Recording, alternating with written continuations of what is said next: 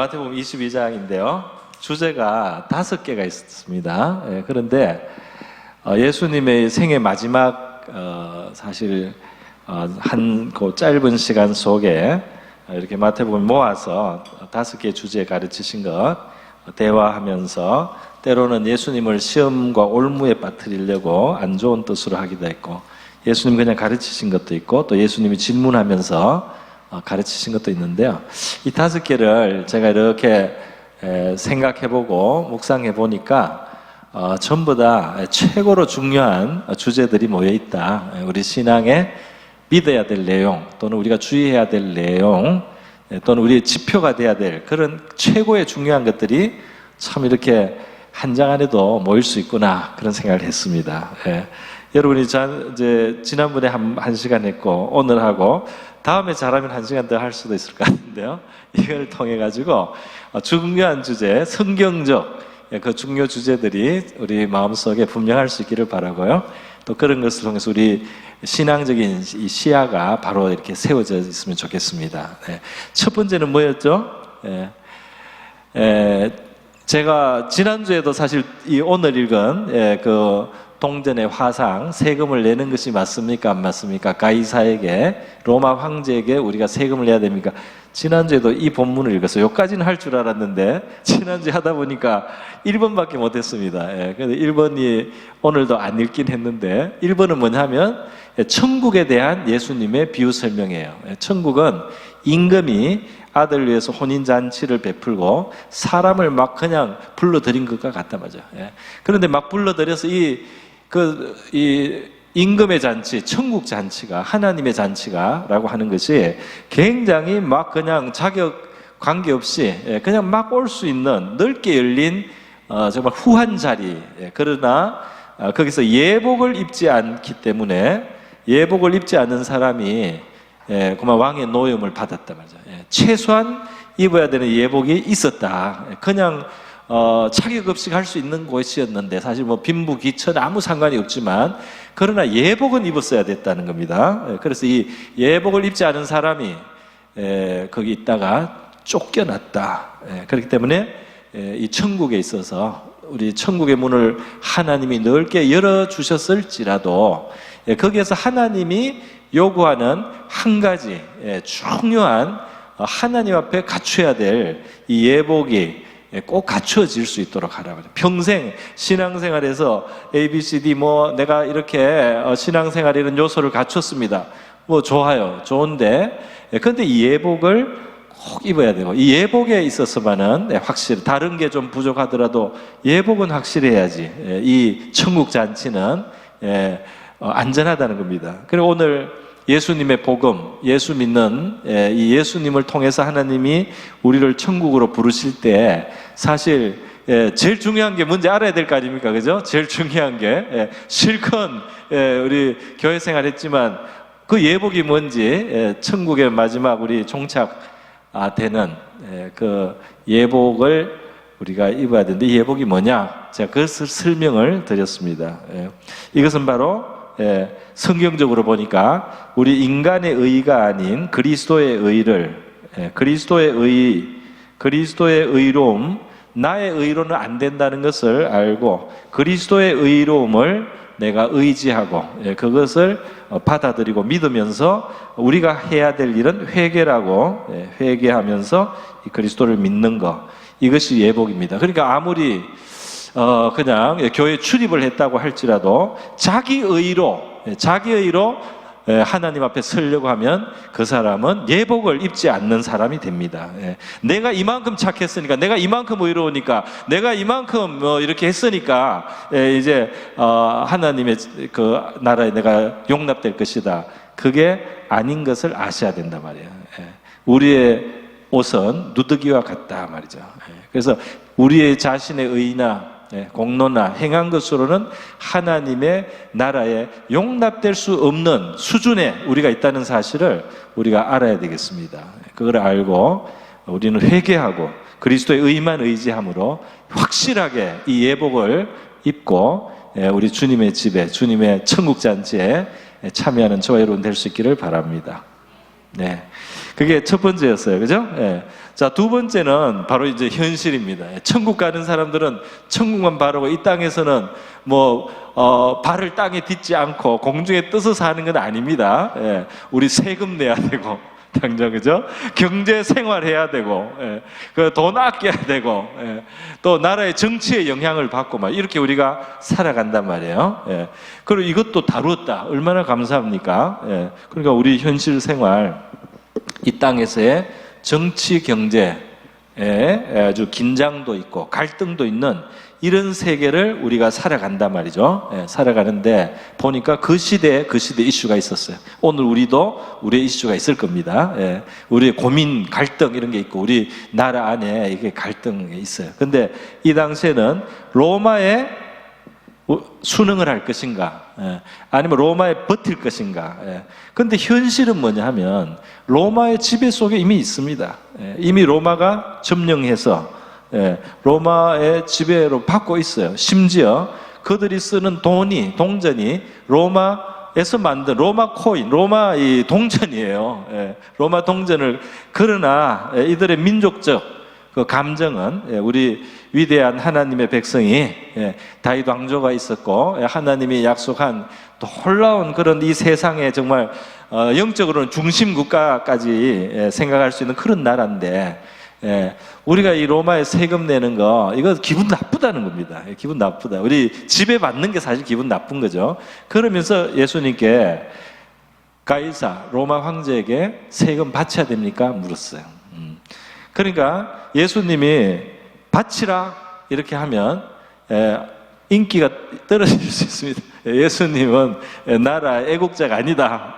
이렇게 예수님을 비방할 거리가 생기고, 예수님이 바치지 마라 이러면 지금 현재 로마가 다스리고 있는데 세금 거부를 주장한 사람이 되어서 이 사람은 법을 거스리는 사람으로 올무를 씌울 수가 있는 겁니다. 그러니까 나쁜 의도로 물었어요. 그럼에도 불구하고 예수님께서는 아주 중요하고 좋은 답을 해 주셨어요. 너희 그 동전 꺼내봐라. 동전을 냈더니 동전에 황제의 얼굴을 보통 옛날에 그 형상으로 넣었단 말이에요. 누구 형상이냐? 가이사의 것입니다. 가이사의 것은 가이사에게, 하나님의 것은 하나님께 드려라. 예수님이 이렇게 대답했어요. 따지고 보면 세금 내라는 이야기죠. 그들이 로마 황제의 화상이 찍혀있는 동전을 쓰면서 세금을 안 내겠다는 것은 그건 너무 지나친 고집이죠. 억지를 부린 겁니다. 그러나 감정적으로는 황제에게 세금 내라 이 말 예수님 입 앞에 나오게 하면 예수님을 비판할 수 있는 거리를 사실 만들려고 한 겁니다. 그러나 예수님은 그들이 처해 있는 현실을 그들 입으로 시인하겠어요. 너희가 지금 사용하고 있는 이 돈, 너희가 살아가는 이 사회, 이 시스템, 이 제도, 너희들이 어떤 세상에 살고 있느냐? 가이사가 지배하고 있는 세상에 살고 있고, 가이사가 이 다스리고 주관하고, 가이사의 화상을 그걸로 돈으로 쓰면서 살아가는 그런 세계 있으면서 세금 문제를 가지고 예수님을 시험한다는 것은 그거는 사실 무리한 시험이죠. 그런데 그럼에도 불구하고 이렇게 대답을 함으로써 예수님은 비판받지 않을 수 있는 그런 지혜로운 설명을 하셨다고 볼 수가 있겠습니다. 그렇지 않습니까? 자, 근데 가이사의 것은 가이사에게, 하나님의 것은 하나님께 드려라. 이렇게 해서 예수님은 이 두 개가 충돌하지 않을 수 있다는 것도 말씀했어요. 너희들이 볼 때는 가이사의 지배라고 하는 게 기분이 나쁘지. 그러나 너희들이 가이사의 말하자면 체제 속에 이미 순응해서 살아가고 있다. 너희들에게 불만이지만 이것이 현실이라는 거예요. 이게 현실이고, 그것이 현실. 그 속에서 사실 경제 활동하면서 혜택을 전혀 안 보는 것도 아니겠죠.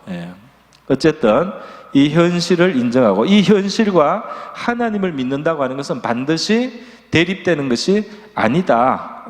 그러나 만약에 하나님께 드릴 것이 진짜 가이사하고 충돌을 일으킨다면 그때는 다르겠죠. 그러나 예수님은 가이사에게 드릴 것은 있다. 그러면 그것은 가이사에게, 세상 이 질서와 이런 데 맞춰줘야 될 것이 있다. 너들이 하나님 백성이라고 하나님 믿는다고 이 세상의 권위와 질서를 무시하고 못 산다.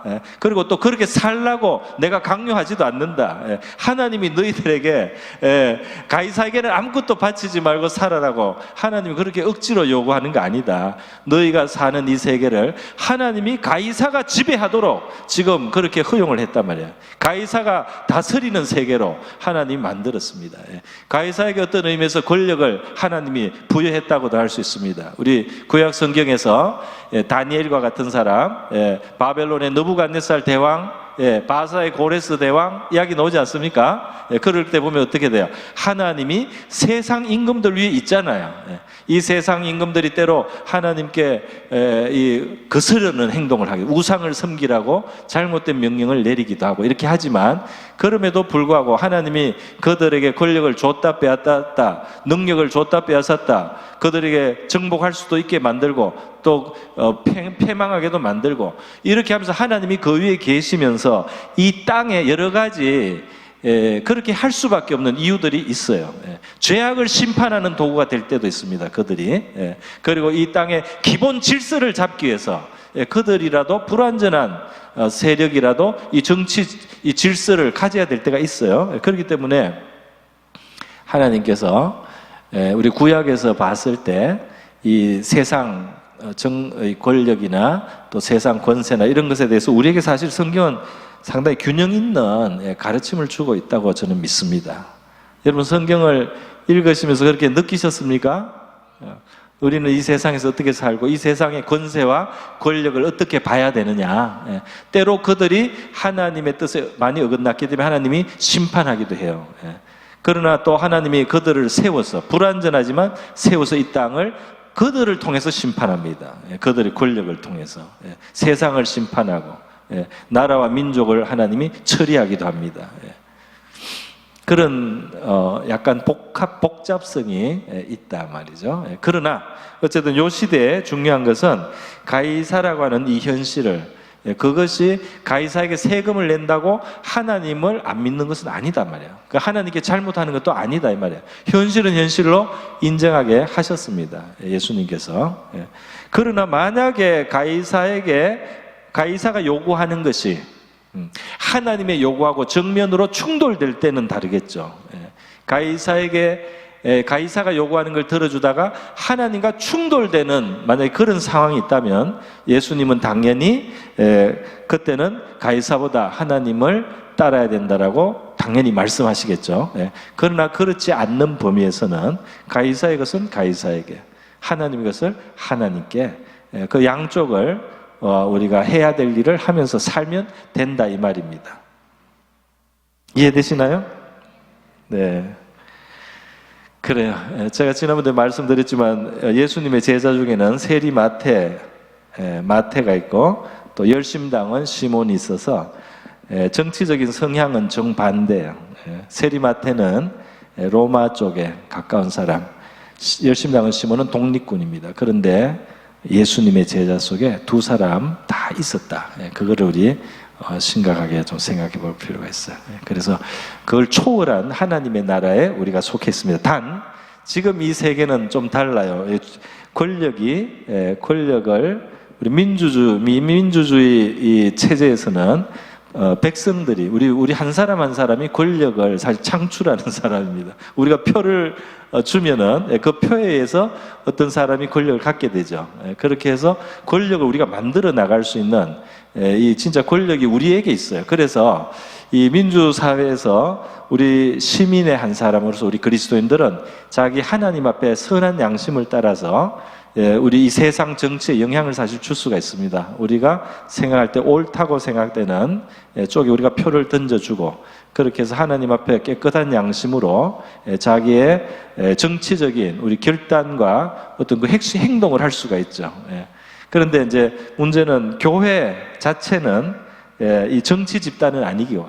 하늘나라에 속했기 때문에 우리가 교회로서는 이런 일을 바로 즉각적으로 뭐 예수님의 제자들이 다 함께 로마 황제를 지지했다든지 예수님의 제자들이 다 함께 그 독립군을 지지했다든지 이런 건 없습니다. 그런 건 없어요. 그런 거는 없고 그 각 사람의 이들이 그 이후에 어떻게 어느 정도로 이 정치적인 입장을 가지면서 살았는지는 우린 다 알 수는 없지만 그것 때문에 제자들이 싸우지는 않았습니다. 그들의 관심은 하나님 나라를 세워야 된다. 그리고 이때하고 이제 다른 것은 지금은 민주정이어서 우리 한 사람 한 사람이 우리 하나님 앞에서 신앙 양심으로 선한 선택과 결정해서 나라를 만들어 가는 겁니다. 할렐루야. 그걸 기도도 하고요.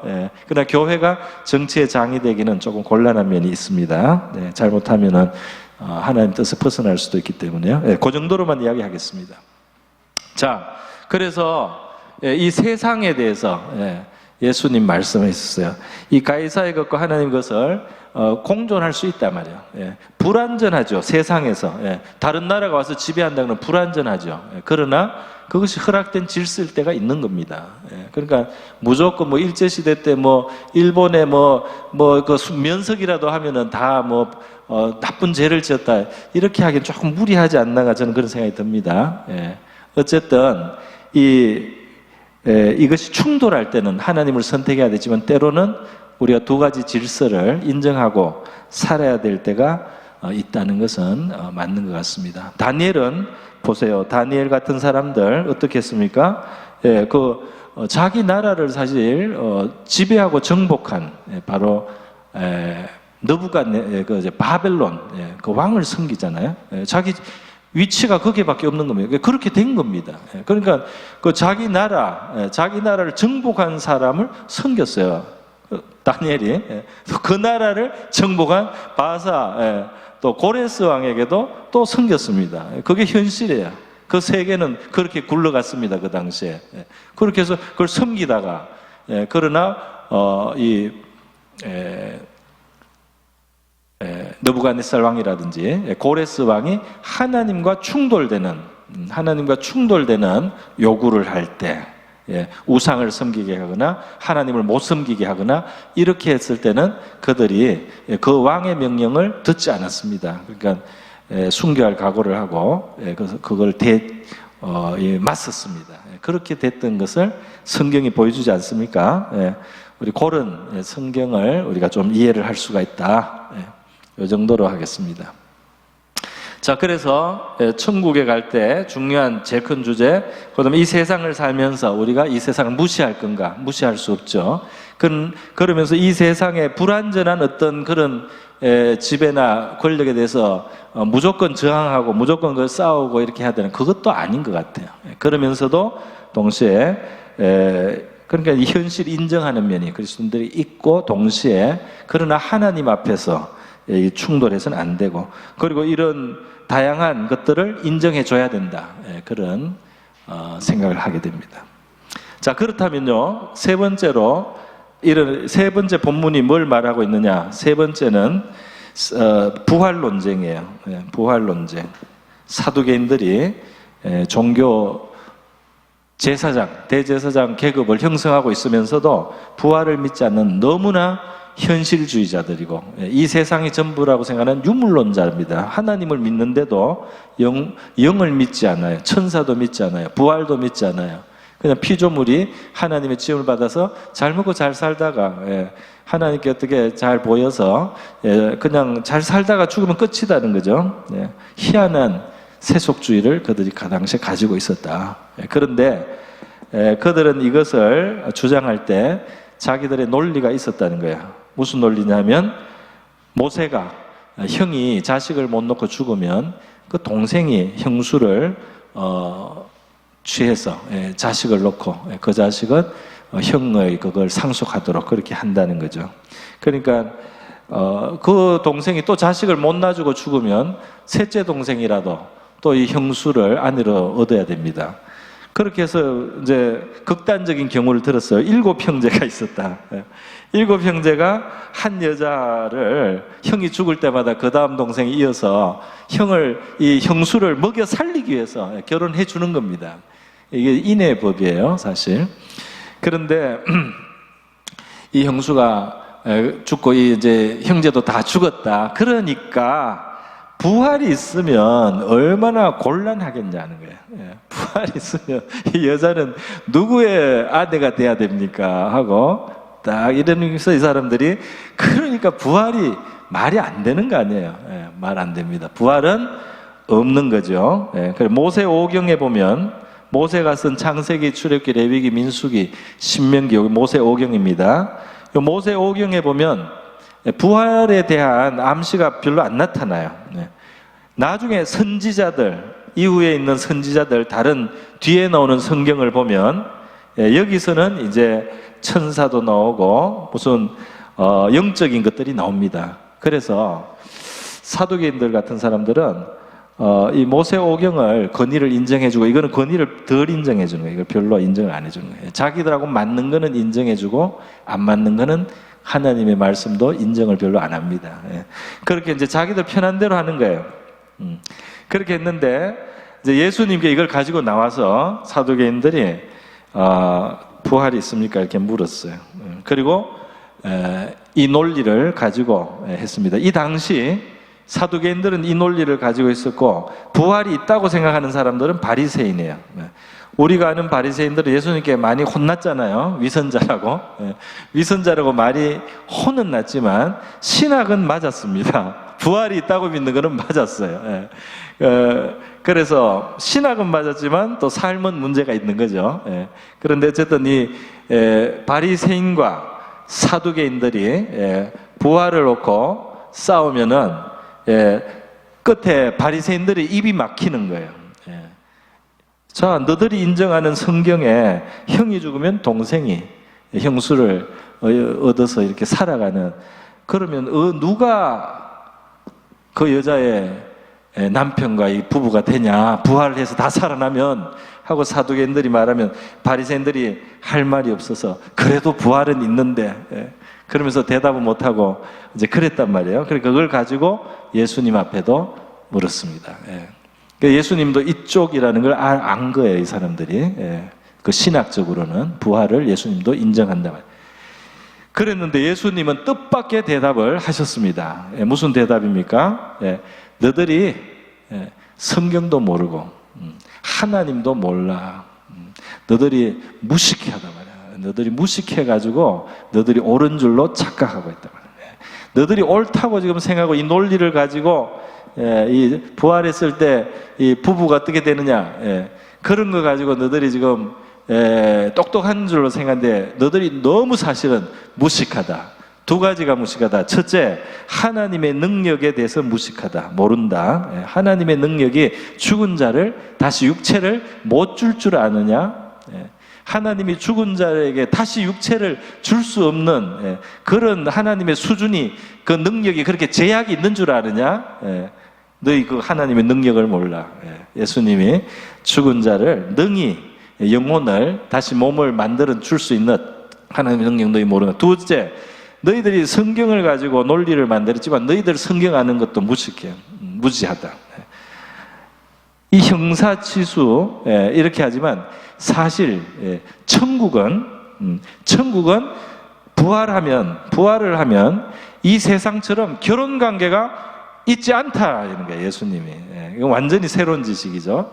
너들이 지금 결혼이 있으니까 부활의 세계 천국에도 결혼 관계가 있을 줄로 너들 혼자 마음대로 생각하는데 없어. 부활하면은 그런 부부 관계 없단 말이야. 없고 천사처럼 각자가 하나님 앞에 살고 우리 같이 그냥 이렇게 형제 자매로 사랑하는 친구들로 그렇게 사는 거야.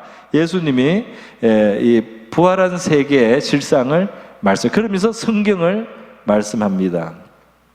성경을 뭘 말씀했느냐?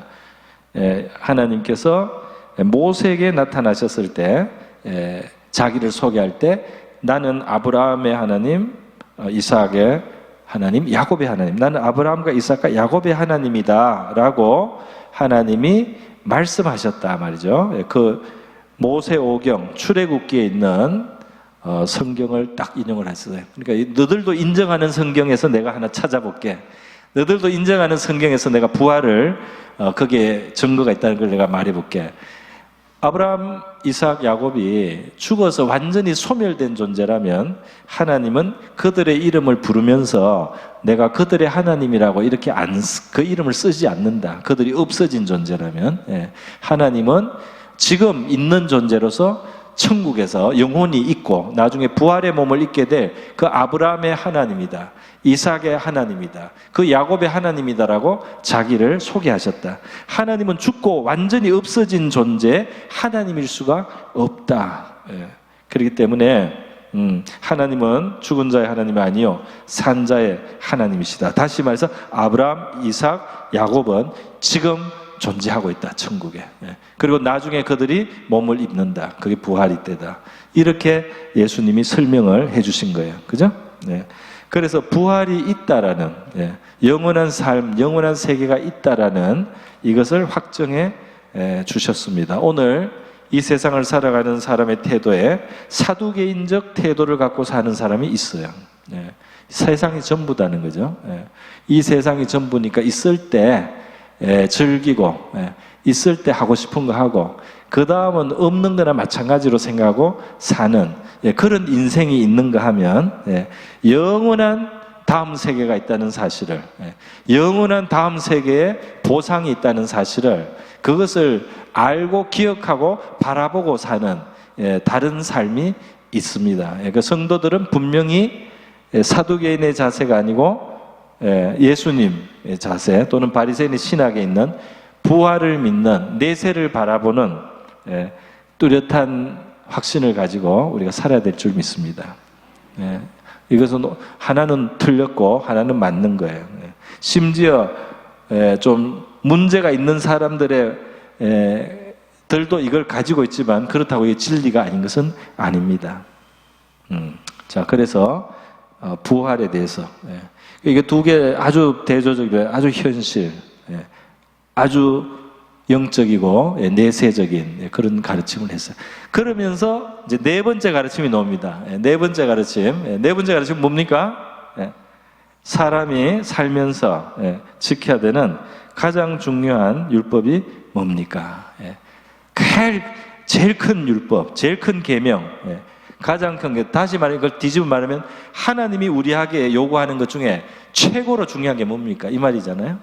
하나님이 우리에게 요구하는 최고로 중요한 이 삶의 이 표지가 돼야 되고 삶의 평가 기준이 되는 가장 중요한 기준이 무엇입니까? 이렇게 물었어요. 그러니까 예수님이 대답하셨죠. 예수께서 이르시되 내 마음을 다하고 목숨을 다하고 뜻을 다하여 주 너의 하나님을 사랑하라 하셨으니 이것이 크고 첫째 되는 계명이요 둘째도 이와 같으니 내 이웃을 내 자신같이 사랑하라 하셨으니 그러니까 하나님을 사랑하라 첫째로, 둘째로 이웃을 사랑하라 내 몸처럼 이것이 제일 중요한 계명이다. 이것을 가장 중요하게 항상 생각해야 된다. 할렐루야. 할렐루야. 네. 여러분, 하나님을 사랑하는 것이 제일 중요하다고 생각합니까? 네. 또 이웃을 사랑하는 것이 제일 중요하다고 생각합니까? 네. 사랑 속에는 용서도 있죠. 인내도 있습니다. 네. 사랑은 선대해야 됩니다. 그렇죠? 네. 사랑하는 것이 제일 중요한데 다른 중요한 것들을 있다고 하면서 사랑을 버리는 경우도 있어요. 사람들이 사랑을 버리고 다른 중요한 무엇이 있는 것처럼 뭐 다른 게 중요하지 않다는 건 아닙니다. 그런데 정의도 중요하죠. 정의도 중요합니다. 또 정의와 사랑이 반드시 대립하는 것은 아닙니다. 그러면서도 하나님이 정의로워라는 것은 뭐 율법에 있어요. 의로워야 되고 정직해야 되고 공평해야 되고 이런 게 있음에도 불구하고 우리에게 주신 최고의 율법 계명은 사랑의 계명입니다. 할렐루야. 어떤 사람은 너무 사랑하면은 정의가 굽을까 봐 걱정하는 사람도 있어요. 그런데 이 정의는 하나님이 알아서 하시는 것도 많습니다. 원수 갚는 것은 내 손에 맡겨라 그랬어요. 할렐루야. 여러분이 하나님을 믿습니까? 원수를 갚으신다는 것을 믿습니까? 정의의 심판은 우리가 생각하고 걱정하는 것보다 훨씬 더 철저하게 이루어집니다. 이 땅에서도 이루어지고 다음 세대에서도 이루어지고 내세에서 영원히 심판과 정의는 확실하게 이루어져요. 우리가 그거 다 못한다고 너무 거기에 더 할 필요 없어요. 그런데 우리가 놓치기 쉬운 것이 있는데 그것이 뭐냐면 사랑하지 않은 큰 대죄입니다. 사랑하지 않은 어마어마한 죄를 우리가 지을 수가 있어요. 제일 중요한 것은 던져버리고 덜 중요한 것을 가지고 우리가 옳다고 생각할 때가 있다 이 말입니다. 그래서 하나님을 사랑하는 것과 이웃을 사랑하는 이 중요한 큰 주제를 우리 인생에 있어서 하나님이 우리에게 명령하신 최고의 명령이라는 사실을 우리가 한시도 잊지 않기를 바랍니다. 원수를 사랑하라. 큰 계명이지 않습니까? 그 사랑 속에 원수까지 있어요. 그 다음 그 원수를 심판하고 지옥에 던지고 그건 하나님이 알아서 하실 일입니다. 그런데 우리는 우리 영혼이 하나님 앞에 바로 서기 위해서 원수를 위해서 기도해 줘야 된다. 하나님의 원하는 것은 그것이라는 겁니다. 하나님이 네가 원수 갚아라 그렇게 안 했다 이 말입니다. 그래서요, 이 사랑하지 않는 것에 대해서 걱정하고 사랑의 계명을 순종하지 못하고 있는 것은 아닌가, 이것을 걱정해야 된다 이 말입니다. 우리는 그걸 걱정해. 내가 사랑 없이 행하지 않았는가, 이것을 걱정해야 된다. 그래야 우리에게 최고의 유익이 있는 줄로 믿습니다. 하나님의 뜻을 존중하는 거예요. 하나님의 뜻을 존중하는 거예요. 저와 여러분이 하나님의 최고의 의지와 뜻을 존중하는, 사랑을 제일 중요하게 생각하는 그런 저와 여러분 될 수 있기를 바랍니다. 마지막 5번째가 있는데 남겨놓겠습니다. 다음에 복습 한번 하면서 마지막을 하면 될 것 같아요.